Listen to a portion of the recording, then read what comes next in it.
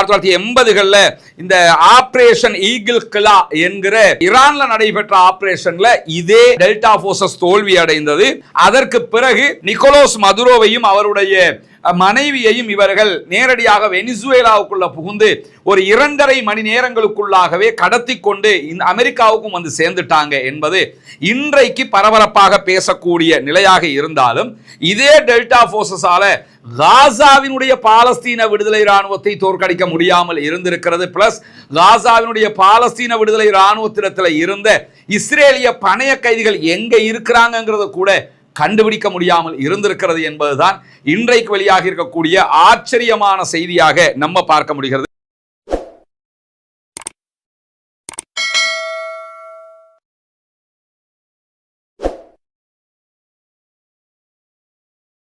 அன்பிற்கினிய சகோதர சகோதரிகளே, நம் அனைவர் மீதும் ஏக இறைவனுடைய அமைதியும் கருணையும் உண்டாகட்டுமாக என்கிற பிரார்த்தனைகளோடு, பாலஸ்தீனத்தினுடைய காசா பகுதிகளை ஒட்டி இஸ்ரேலிய ஆக்கிரமிப்பு இராணுவம் 2 ஆண்டுகளுக்கு மேலாக நடத்தி வந்த யுத்தம் ஒரு யுத்த நிறுத்தமாக மாற்றப்பட்டிருக்கக்கூடிய சூழல்ல, யுத்த நிறுத்தத்தை மீறியும் இஸ்ரேலிய ஆக்கிரமிப்பு இராணுவம் பாலஸ்தீன அப்பாவிகள் மேல தொடர் தாக்குதல்களை நடத்தி வருகிறார்கள். அந்த செய்திகளை ஒவ்வொரு நாளும் அல் ஜசீரா அரபு மாத்திரமல்லாமல் அல் ஜசீரா ஆங்கிலம் ஆகிய 2 சேனல்களும் லைவாக களத்தில் நின்று ஒளிபரப்பி கொண்டிருக்கக்கூடிய சூழலை நம்ம பார்க்க முடிகிறது. தினம்தோறும் இந்த யுத்த நிறுத்த மீறல்களில் இஸ்ரேல் ஈடுபட்டாலும் இஸ்ரேலை தட்டி கேட்பதற்கு எந்த ஒரு அரபு நாடுகளும் தயாராக இல்லாத காரணத்தினால தொடர்ந்து இஸ்ரேல் இந்த ஆக்கிரமிப்பை செய்து வருகிறது. யுத்த நிறுத்தத்தின் படி 51% நிலப்பரப்பை கையிலே வைத்திருந்த இஸ்ரேல் காசாவுக்குள்ள தற்போது அதை 58% ஆக்கிரமித்திருக்கிறது. மேலதிகமாக 7% நிலப்பரப்புகளை ஆக்கிரமித்திருக்கிறது. அதை கூட எந்த ஒரு அரபு நாடுகளும் தட்டி கேட்காத நிலைமையைத்தான் நம்ம கண்ணுக்கு முன்னாடி பார்க்க முடிகிறது. இந்த நிலையில தான் இஸ்ரேலிய ஆக்கிரமிப்பு இராணுவம் இன்றைக்கும் காசாவினுடைய கான் யூனிஸ் உள்ளிட்ட பல பகுதிகளில் யுத்தத்திற்கு பிறகு யுத்தத்தில் மிகுதியாக இருக்கக்கூடிய ஓரளவுக்கு நல்ல பில்டிங்ஸ் இருக்கும் இல்லையா, கட்டிடங்கள், அந்த கட்டிடங்களை அடித்து நொறுக்குகிற, அந்த கட்டிடங்களை குண்டு வைத்து தகர்க்கிற காரியங்களில் ஈடுபட்டிருக்கிறார்கள். கிழக்கு காசா முழுவதுமே இஸ்ரேலிய ஆக்கிரமிப்பு இராணுவம் இன்றைக்கும் ஷெல் தாக்குதல்களை நடத்தி இருக்கிறது, துப்பாக்கிச் சூடுகளை நடத்துகிறது, அதே போன்று கட்டிடங்களை இடித்து நொறுக்குகிற காரியங்களிலும் ஈடுபடுகிறார். அதே நேரத்தில் இதுவெல்லாம் இஸ்ரேல் தொடர்ந்து காசாவினுடைய யுத்த நிறுத்தத்தை மீறுகிறது என்பதை வெளிப்படையாக காட்டக்கூடிய நிலையில தான் இன்றைக்கு தூஃபா பகுதிகளிலையும் இஸ்ரேலிய ஆக்கிரமிப்பு இராணுவத்தினுடைய வெஹிக்கிள்கள் துப்பாக்கிச் சூடுகளையும் தாக்குதல்களையும் நடத்தி வருகிறது. இப்படி தொடர்ந்து பாலஸ்தீன அப்பாவிகளுக்கு அநியாயத்திற்கு மேல் அநியாயத்தை செய்து வருகிறது இஸ்ரேலிய ஆக்கிரமிப்பு இராணுவம் என்கிற நிலையில இன்றைக்கு ஒரு முக்கியமான செய்தி வெளியாகி இருக்கிறது. அதாவது இதுவரைக்கும் 2 ஆண்டுகளுக்கு மேலாக காசாவுக்குள்ள நடைபெற்ற யுத்தத்தில் இஸ்ரேலிய ஆக்கிரமிப்பு இராணுவம் காசாவினுடைய பாலஸ்தீன போராட்ட குழுக்களோடு சண்டையிட்டது என்பதுதான் 2 ஆண்டுகளாக வெளியாகி இருந்த செய்திகளாக இருக்கிற அதே நேரம் இன்றைக்கு ஜோர்டானுடைய ரோயா நியூஸ் ஏஜென்சியை தழுவி ஒரு முக்கியமான செய்தி வெளியாகி இருக்கிறது. அது என்ன செய்தி என்று சொன்னால், பாலஸ்தீன விடுதலை இராணுவத்தினரால் இஸ்ரேலிய ஆக்கிரமிப்பு பகுதிகளுக்குள்ள இருந்தவர்கள் பணைய கைதிகளாக பிடிக்கப்பட்டிருந்தாங்க. அந்த பணைய கைதிகளை கடைசி வரை இஸ்ரேல் யுத்தத்தினால் மீட்க முடியவில்லை, ஒரு சமாதான பேச்சின் மூலமாகத்தான் அவர்களால் மீட்க முடிந்தது. இந்த நிலையில பணைய கைதிகளை மீட்டெடுப்பதற்காக அல்லது கைதிகளை தேடுவதற்காக இன்றைக்கு வெனிசுவேலாவுக்குள்ள நுழைந்து ஜனவரி 3ஆம் தேதி திடீரென வெனிசுவேலாவுக்குள்ள நுழைஞ்சு வெனிசுவேலாவினுடைய அதிபர் நிக்கோலஸ் மதுரோவையும் அவருடைய மனைவியையும் கைது செய்துவிட்டு கடத்தி கொண்டு வந்த அமெரிக்காவினுடைய டெல்டா போர்சஸ் காசாவுக்குள் பணியாற்றி இருக்கிறது என்பதுதான் இந்த அதிர்ச்சிகரமான செய்தியாக இருக்கிறது. 1977ஆம் ஆண்டு அமெரிக்க இராணுவத்தில் உருவாக்கப்பட்ட உயரடுக்கு இராணுவ படைப்பிரிவு தான் டெல்டா போர்சஸ். அமெரிக்காவில் மட்டுமல்லாம உலகத்தில் இருக்கக்கூடிய இராணுவங்கள்லயே இந்த டெல்டா போர்சஸ் மாதிரி ஒரு பவர்ஃபுல்லான போர்சஸ் எதுவுமே கிடையாது என்று சொல்லுகிற அளவுக்கு அதிகமான ஆபத்துள்ள பணிகளை எல்லாம் சர்வ சாதாரணமாக செய்து முடித்தவர்கள் என்கிற பெயரை பெற்றவர்கள் தான் டெல்டா போர்சஸை சேர்ந்தவர்கள் என்கிற நிலையில தான் நிக்கோலஸ் மதுரோவையும் அவருடைய மனைவியையும் இவர்கள் நேரடியாக வெனிசுவேலாவுக்குள்ள புகுந்து ஒரு 2.5 மணி நேரங்களுக்குள்ளாகவே கடத்தி கொண்டு அமெரிக்காவுக்கும் வந்து சேர்ந்துட்டாங்க என்பது இன்றைக்கு பரபரப்பாக பேசக்கூடிய நிலையாக இருந்தாலும், இதே டெல்டா போர்சஸால காசாவினுடைய பாலஸ்தீன விடுதலை இராணுவத்தை தோற்கடிக்க முடியாமல் இருந்திருக்கிறது. பிளஸ் காசாவினுடைய பாலஸ்தீன விடுதலை இராணுவத்திடத்தில் இருந்த இஸ்ரேலிய பணைய கைதிகள் எங்க இருக்கிறாங்கிறத கூட கண்டுபிடிக்க முடியாமல் இருந்திருக்கிறது என்பதுதான் இன்றைக்கு வெளியாக இருக்கக்கூடிய ஆச்சரியமான செய்தியாக நம்ம பார்க்க முடிகிறது. யுத்தத்தினுடைய ஆரம்பத்திலேயே இஸ்ரேலிய பணைய கைதிகளை கண்காணிக்கவும் அவர்களை எப்படியாவது மீட்டெடுக்கவும் வேண்டும் என்பதற்காக இந்த டெல்டா போர்சஸ் அமெரிக்காவில் இருந்து இஸ்ரேலோடு இணைந்து ரகசியமாக காசாவுக்குள் அனுப்பப்பட்டிருந்ததும் அவர்களால் ஒரே ஒரு பணைய கைதிகளை கூட கண்டுபிடிக்கவும் முடியவில்லை, மீட்டெடுக்கவும் முடியாமல் போய்விட்டது என்கிற செய்திகளும் தான் இன்றைக்கு வெளியாகி இருக்கிறது. அதை தாண்டி அக்டோபர் 2023 அமெரிக்காவுடைய இந்த சிறப்பு படைகள், அதாவது டெல்டா போர்சஸ், சிறைப்பிடிக்கப்பட்டிருக்கக்கூடிய யூதர்களை அல்லது இஸ்ரேலை சேர்ந்தவர்களை மீட்கும் முயற்சிகளுக்கு உதவுவதற்கு இஸ்ரேலோடு இணைந்து பணியாற்றி இருந்தாலும் அவர்களுடைய படையை சேர்ந்தவர்கள் கூட காசா போர்ல பாலஸ்தீன விடுதலை அமைப்பினால் கொல்லப்பட்டிருக்கலாம் என்கிற சந்தேகங்களும் வெளியிடப்பட்டிருக்கு. ஏன்னா டெல்டா போர்சஸ் ஒரு குறிப்பிட்ட காலம் வரைக்கும் தான் காசாவுக்குள்ள இருந்ததாகவும் அவர்களால் பணைய கைதிகளை கண்டுபிடிக்கவும் முடியவில்லை, மீட்டெடுக்கவும் முடியல என்று சொன்னதுக்கு பிறகு அவங்க காசாவிலிருந்து வெளியேறிட்டாங்க.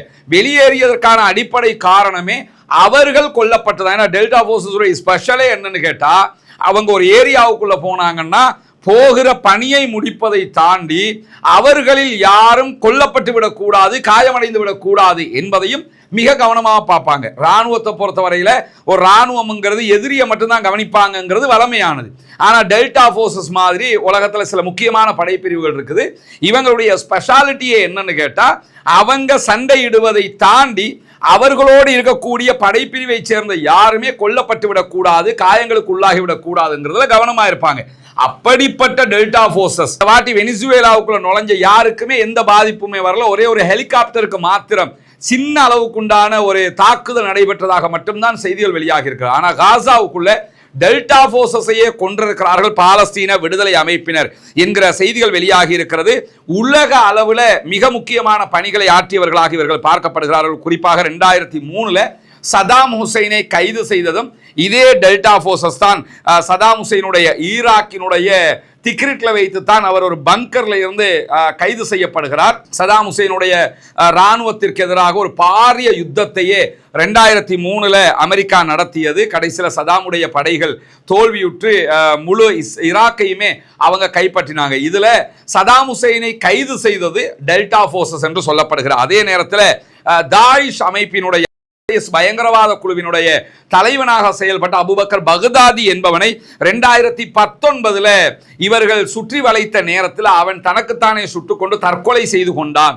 அந்த ஒரு மிகப்பெரிய ஆபரேஷனையும் பண்ணினது இந்த டெல்டா போர்சஸ் என்று சொல்லப்படுகிற. அதே நேரத்தில் ஈரானுடைய குதுஸ் படைப்பிரிவு, உயர்மட்ட இராணுவ படைப்பிரிவு அது. அந்த படைப்பிரிவினுடைய தளபதியாக செயல்பட்டவர் தான் காசிம் சுலைமானி. இன்றைக்கு இருக்கிற நவீன ஈரானுடைய நவீன ரக ஆயுதங்கள், நவீன ரக செயல்பாடுகள், இஸ்ரேலுக்கே டஃப் கொடுக்கிற, அமெரிக்காவையே எதிர்த்து நிற்கிற அந்த வல்லமை கொண்ட ஒரு இராணுவ பலத்தை உருவாக்குறதுக்கு காரணமாக அமைஞ்சவர் இந்த காசிம் சுலைமானி. காசிம் சுலைமானியை பொறுத்தவரையில இவரை எப்படியாவது கொல்லணும்ங்கிறதுல மிக நுணுக்கமாக செயல்பட்டது அமெரிக்கா. ஈரானுக்குள்ள இருக்கிற வரைக்கும் காசிம் சுலைமானி அவங்களால கொல்ல முடியாம போயிடுச்சு.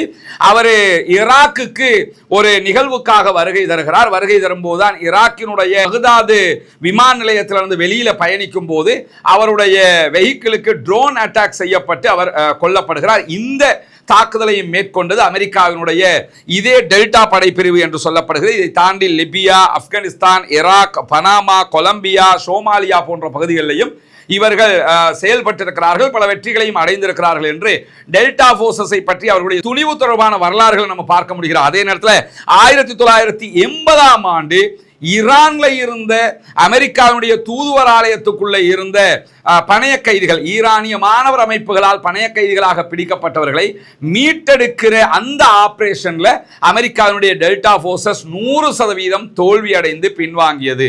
அதைத்தான் இன்னைக்குமே ஈரானியர்கள் சொல்லுவாங்க, ஆல்ரெடி எங்க கிட்ட நீங்க அடி வாங்கினது தெரியாதா, மீண்டும் வேண்டுமான்னு அதை தான் கேட்பாங்க. அந்த அடிப்படையில் 1980களில் இந்த ஆபரேஷன் ஈகிள் கிலா என்கிற ஈரான்ல நடைபெற்ற ஆபரேஷன்ல இதே டெல்டா போர்சஸ் தோல்வி அடைந்தது.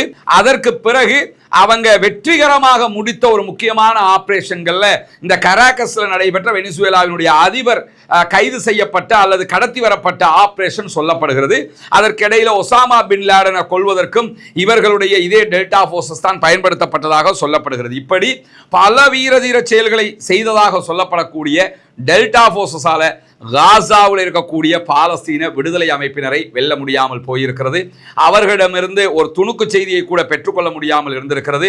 அவர்களிடமிருந்து இஸ்ரேலிலிருந்து பணைய கைதிகளாக பிடிக்கப்பட்டு வந்த ஒருவரை கூட மீட்க முடியாமல் போயிருக்கிறது என்பது டெல்டா போர்சஸினுடைய பலத்தையும் எவ்வளவு பெரிய பலவீனம் அவர்களுக்கு இருக்கிறது, அதே நேரம் பாலஸ்தீன விடுதலை அமைப்பினர் எவ்வளவு பலம் பெற்றவர்களாக இருக்கிறார்கள் என்பதையும் சொல்லக்கூடிய செய்திகளாக இன்றைக்கு வெளியாக இருக்கிற அதே நேரத்தில் நேற்றைய தினம் நமக்கு தெரியும், நம்முடைய வீடியோவிலையும் சொல்லியிருந்தோம், சோமாலிலேண்ட் சோமாலியாவில் இருந்து பிரிந்து 1991 இருந்து தனி நாடு என்று அறிவித்துக் கொண்டு செயல்படக்கூடியவங்க. இவங்க தனியான நாணயம், தனியான அரசாங்கம், தனியான இராணுவம் எல்லாமே தனியாக வச்சிருக்கிறாங்க. ஆனால் உலகத்தில் எந்த நாடுமே இதை தனி நாடாக அங்கீகரிக்காத நிலையில நேற்றைய தினம் இஸ்ரேலுடைய வெளிவிவகார அமைச்சர் ஃபாரின் மினிஸ்டர் கிதியோன் சார் போயிருந்தார். போனது மட்டுமல்லாமல் இஸ்ரேல் சோமாலிலேண்டை தனி நாடாக நாங்கள் ஏற்றுக்கொள்கிறோம் என்று சொல்லியிருக்கிறார்கள். பாலஸ்தீன அப்பாவிகள் அங்கே விரட்டி அடிப்பதற்காக சோமாலிலேண்டில் குடியேற்றிக்கிட்டு காசாவை கைப்பற்றிக் கொள்வதற்காக அவர்கள் செய்யக்கூடிய ஒரு திட்டம் இது. இந்த நிகழ்வுக்கு வந்திருந்த கிதியோன் சாருடைய வருகை நிகழ்வை இன்றைக்கு ஆப்பிரிக்க ஒன்றியம் மொத்தமாக கண்டித்திருக்கிறது.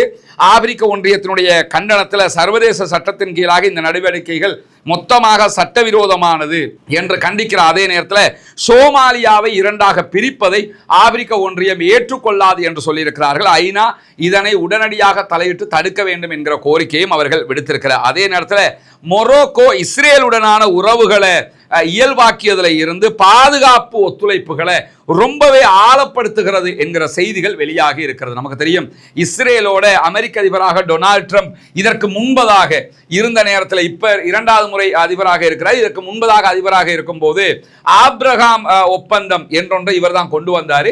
அந்த ஒப்பந்தமே என்னன்னு கேட்டா இஸ்ரேலோட அரபு நாடுகளை நார்மலைஸ் பண்றது தான், அவங்களை ஏற்றுக்கொள்ள வைக்கிறது. இஸ்ரேலை தனி நாடுன்னு அங்கீகரிச்சுக்கிறங்க, நீங்க 2 பேரும் இணைஞ்சு செயல்படுங்க, பாதுகாப்பு ஒப்பந்தங்களை பண்ணிக்கிறங்க, அப்படி நட்பு நாடா இருந்துக்க, நம்ம இந்தியா பாகிஸ்தான் இருக்கிறோம்ல, இந்த மாதிரி இருந்துக்கிறங்க என்று ஆக்குவதற்காக கொண்டு வரப்பட்டது இந்த ஆப்ரஹாம் ஒப்பந்தம். இந்த ஒப்பந்தத்தில் கடந்த தடவை இவர் ஜனாதிபதியாக இருக்கும்போது UAE ஐக்கிய அரபு அமீரகம், அதே போன்று மொரோக்கோ, அதே நேரத்தில் சூடான், பஹ்ரைன் ஆகிய 4 நாடுகள் இணைந்து கொண்டிருந்தன. 4வதாக மொரோக்கோவும் இணைந்து கொண்டிருந்தது. இந்த 4 நாடுகளுமே பாலஸ்தீனத்திற்கு எதிராக இஸ்ரேலை தனி நாடாக அங்கீகரிச்சாங்க. இஸ்ரேலை தனி நாடாக அங்கீகரிக்கிறதுல பொதுவான விதியாக சொல்லப்படுவது என்னன்னு கேட்டா, முதல்ல பாலஸ்தீனத்தை தனி நாடு அந்தஸ்தை கொடுத்துருங்க, அவங்கள ஒரு நாடாக ஆக்கிட்டு நீங்க இஸ்ரேலை அங்கீகரிங்க, அங்கீகரிக்காம போங்க, எந்த பிரச்சனையும் இல்லை. ஆனா பாலஸ்தீனத்தை தனி நாடாக ஆக்காம இஸ்ரேலை தனி நாடாக அங்கீகரிப்பதுதான் இங்க இருக்கக்கூடிய மிகப்பெரிய பிரச்சனையாக இருக்கிற நேரத்தில் தான் டிசம்பர் 10, 2020 இந்த இயல்பாக்க நிகழ்வு மொரோக்கோ இஸ்ரேலை தனிநாடாக அங்கீகரித்து ஆப்ரஹாம் ஒப்பந்தத்தில் இணைந்து கொண்டது. அதற்கு முன்பதாக பஹ்ரைன், ஐக்கிய அரபு எமிரேட்ஸ், சூடான் போன்ற நாடுகள் நம்ம ஏற்கனவே சொன்ன மாதிரி அவங்களும் இணைஞ்சிருந்தாங்க. 4வதாக இவங்க இணைஞ்சதுக்கு பிறகு முதல் தடவையாக ஜெருசலம் போஸ்டினுடைய தகவல் பிரகாரம் புரிந்துணர்வு ஒப்பந்தம் ஒன்று எட்டப்பட்டிருக்கிறது. மொரோக்கோவுக்கும் அதே போன்று இஸ்ரேலுக்கும் இடையில இதுல பாதுகாப்பு ஒப்பந்தம் தான் முதன்மையாக எட்டப்பட்டிருக்கிறது. குறிப்பாக 2 நாடுகளும் உளவுத்துறை தகவல்களை பகிர்ந்து கொள்வது என்பதில் உடன்பட்டிருக்கிறார்கள். அதை தாண்டி இஸ்ரேல் மொரோக்கோவுக்கு தேவையான ஏவுகணை எதிர்ப்பு இங்க வச்சிருக்கிறாங்க, அயன் டோம், அந்த டோம், இந்த டோம் வச்சிருக்காங்களே, ஆல்ரெடி அது கேவலமாக தோத்து போன ஒரு செக்ஷன். அது அதை விற்பனை செய்வதற்குரிய ஒப்பந்தங்களையும் $1 பில்லியன் போடப்பட்டிருக்கிறது. அதாவது இஸ்ரேல்கிட்ட இருந்து மொரோக்கோ ஆயுதம் வாங்க போறான். ஸ்பெயின் போன்ற நாடுகளே இஸ்ரேலுக்கு ஆயுதத்தையே விற்க மாட்டோம் என்று, அவங்க இஸ்லாமிக் கண்ட்ரியே கிடையாது, நாங்கள் இஸ்ரேலுக்கு ஆயுதத்தை விற்க மாட்டோம், முழுவதுமாக காசா மக்கள் நீங்கள் கொன்று குவிக்கிறீங்கன்னு சொல்லி ஆயுத விற்பனை செய்த நாடுகளே ஆயுதம் விற்க மாட்டோம் என்று தடைகளை விதித்து அவங்களை விரட்டி அடிச்சிருக்கக்கூடிய நேரத்தில் இந்த மொரோக்கோ மாதிரி துரோகம் செய்யக்கூடிய நாடுகள் இஸ்ரேலை அங்கீகரித்து அவர்களுடைய ஆயுத ஒப்பந்தங்களையும் செய்திருக்கிறார்கள் என்கிற செய்திகள் இன்றைக்கு வெளியாகி இருக்கக்கூடிய முக்கியமான செய்திகளாக இருக்கிறது. பொறுத்திருந்து பார்ப்போம் என்னவெல்லாம் நடக்கிறது என்பதை. இன்றைக்கும் இஸ்ரேல் நடத்தி இருக்கக்கூடிய தாக்குதல்களில் 3 பாலஸ்தீன அப்பாவிகள் படுகாயம் அடைந்திருக்கிறார்கள் என்கிற செய்திகளும் வெளியாகி இருக்கிறது. பாலஸ்தீனம் வெற்றி பெற வேண்டும், பாலஸ்தீனம் சுதந்திரம் அடைய வேண்டும், பாலஸ்தீன மக்களும் நம்மை போன்ற நிம்மதியானவர்களாக மாற வேண்டும், வாழ வேண்டும் என்கிற உயரிய பிரார்த்தனைகளோடு பாலஸ்தீன அப்பாவிகளுக்காக தொடர்ந்தும் ஜனநாயக ரீதியாக குரல் எழுப்புவோமாக. வாகிறது அவ்வானா அல்ஹம்துலில்லாஹி ரப்பில் ஆலமீன். අපි දන්නවා මේ සමාජයේ දැන් තියෙන ලොකුම ප්‍රශ්නයක් තමයි මත්ද්‍රව්‍ය. මේ මත්ද්‍රව්‍ය ගොදුරට සමාජයේ ලක්වීමට මූලිකම හේතුව තමයි අධ්‍යාපනය නැති එක. ඉගෙනගෙන තිබ්බොත් මේ මත්ද්‍රව්‍යයෙන් අපි කොහොමද බේරලා මේ සමාජයේ යහපත් විදියට ඉන්නට ඕනේ කියන එක දැනගන්නට පුළුවන්. එහෙනම් මේ අධ්‍යාපනය කියන්නේ ඉතාමත් වැදගත් දෙයක්. මේ අධ්‍යාපනයට උදව් කිරීම කියන්නේ ඉතාමත් අත්‍යවශ්‍ය දෙයක්.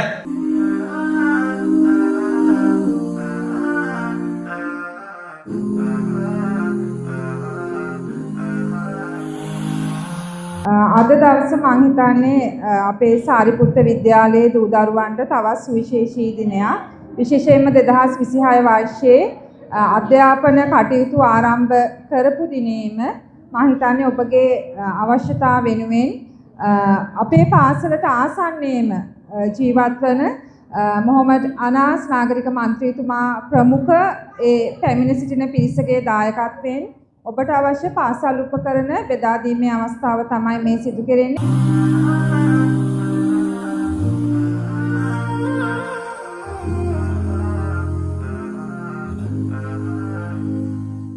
இதுவரைக்கும் 5000க்கு மேற்பட்ட மாணவர்களுக்கு அவர்களுடைய பாடசாலைகளுக்கே தேடி சென்று நாம் நம்மால் முடிந்த உதவிகளை ஒத்தாசைகளை செய்திருக்கிறோம்.